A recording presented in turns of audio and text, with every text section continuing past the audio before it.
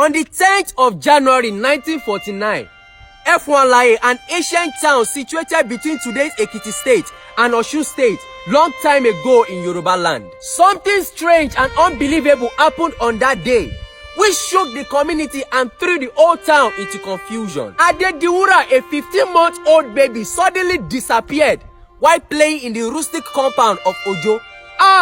What kind of joke is this? After checking the whole compound, the child was not found. Something terrible must have happened. At that time, the mother was already at the edge of lunacy, burst into full scale of madness, throwing her body to the ground. Her hormones are already boiling. Maternal instinct and mother love kicked in. She ran out of the compound screaming, "My child has been kidnapped."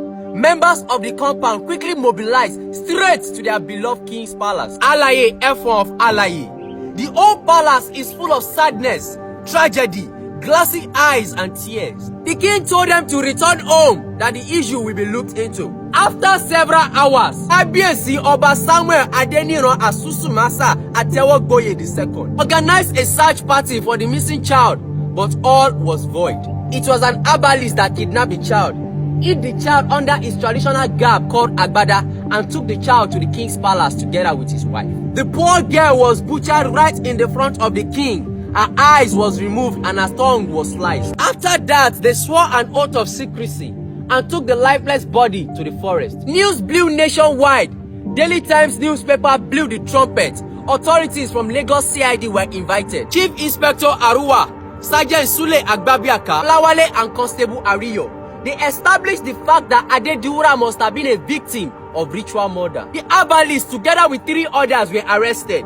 Along the line, they confessed that it was for the king. Which king? Is it the king that everyone was looking up to? Around that time in April, the West African court was hot, with the likes of Chief Obafemi Awolowo, Oluwalakija and Bode Thomas in the courtroom. Upon the court pronouncement, Kábíyèsí Ọba Samuel Adeniran Asusumasa Atewogboye II was found guilty together with the herbalist and the servant. They were hanged in 1949.